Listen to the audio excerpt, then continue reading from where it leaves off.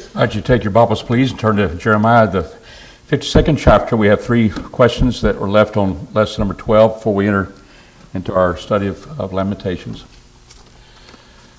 We talked a little bit about the numbers. People say it's a contradiction of the Bible, and so we try to find how things can harmonize. You look at 2 Kings 24, verses 14 and 16, you find 10,000 people were taken into captivity. Plus 700, some will add another 100 of the craftsmen were 700, the artisans, and those who were expert in certain things, they would take them, leave the poorest to take care of the dressing the vines and the working of the as farmers. The reason being that we talked about the fact that they left the poor and yet they took the poor. It's the fact they probably had enough of the poor in Babylon. They have enough of their slave holders and slave men. They didn't need all of them. So they left a lot of the poor there. They took the men. You remember they took Daniel the first time, 606 BC. Took him, young men that had talent, and they took them from the very beginning. And Daniel lived all of his life, that young life, and even after he's 90 years old, he's still in Babylonian captivity. God said you'll be there, 70 years when before the people would come back from captivity. And those things indeed happen. And one of our questions, I think, points that out. What we said here, because Jeremiah speaks of specific numbers, 3,023, not 3,025, not 3,020, not a little bit over 3,020, 3,023. Being more specific, 830, maybe 832. Maybe 740, 745. And those are specific numbers, and we may realize that, well, he had a particular reason for stressing here in this latter part of his book, the number of those that went into captivity. And I offered this suggestion that it could be talking about the males, not the females, not the children. It could be the males, the leaders of the tribes, the leaders of their families. They took that amount off, which would be around 4,600 when you look at that during this time of the Chaldean captivity. We know they took thousands and thousands and thousands of people away. But not according to Jeremiah. They took thousands, around 4,600 people. And it's not a contradiction. I think there needs to be understanding of why that specific number was given, and we're not told that. But we learn in the New Testament, 5,000 people were fed with 5 loaves and 2 fishes. 5,000 people are men, not counting women and children. And that is a possibility from Scripture that indeed that can happen. David?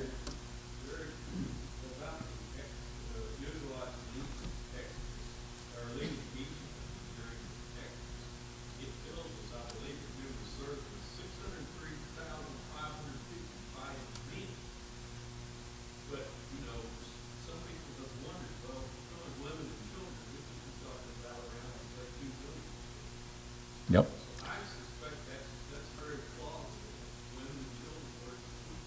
There's a bunch of women and children around in it. That's what it is. But that's a good point. I mean, when we look at the millions and like 603,000, that number, there'll be a lot more than that. You look at 1 million, 2 million. Of course, that's events that took place then, and you had people that were killed and scattered and so forth. So, but anyway, that's what we talked about that, and that's about, I have to leave it there, because there is a difference in the counting of this time when the Chaldeans took away the people. Do nations, they love to take a lot of people away into their own country? We're doing it. It's not a good thing. And what would happen is that they would scatter them different places so they could not have a unifying people, but they would take the chiefest. There was a reason for who they took and why they took that. They were ones who had a lot of talent, those who had a lot of ability, the craftsmen, but we left the very poor, we left the people who would, I kind of think that shows you what they think of farming, but it was a necessity. And they had enough of the slaveholders, slave workers there, but they did take some of them away as well. So we come to the point of what happened next. in Jeremiah's history, or his book that was comprised of his writings. And we just pick up in verses 31 of following. What happened to Jehoiachin while he was in prison in Babylon? What happened to him?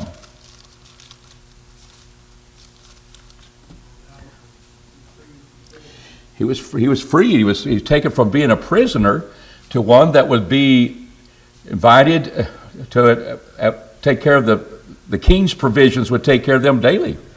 And so we see in the days of evil Murdoch, in the 20th day of the month. Now this is a key in verse 31. Came to pass in the 7th and 30th year of the captivity of Jehoiachin. Well, he's been there 37 years as a prisoner.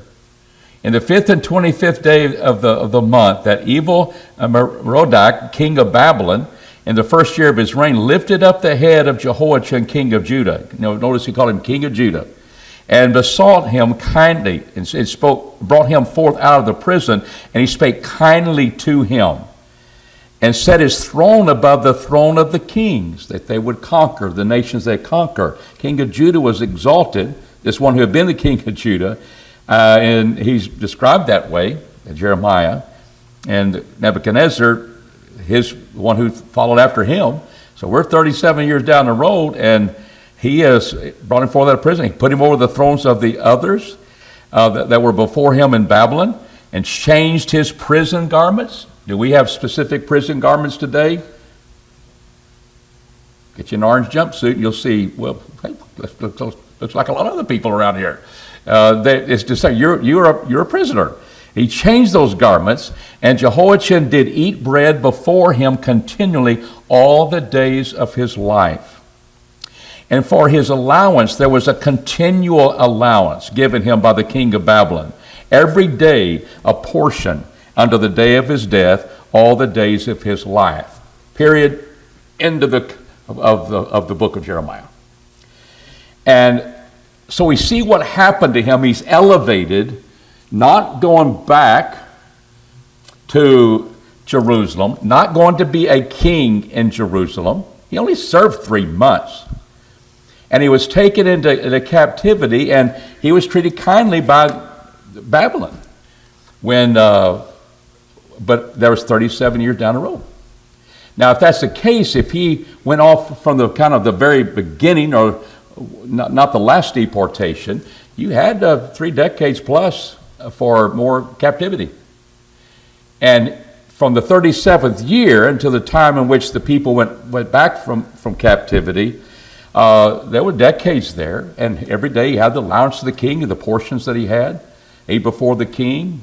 His place was above the other kings that have been captured, so he was honored. He spake kindly to him. But why is that there? How come that ends the book, you think? We've seen that things are not in chronological order. We've seen that there's things in earlier books that are going to come back and duplicated in other parts, and more additions are added to that.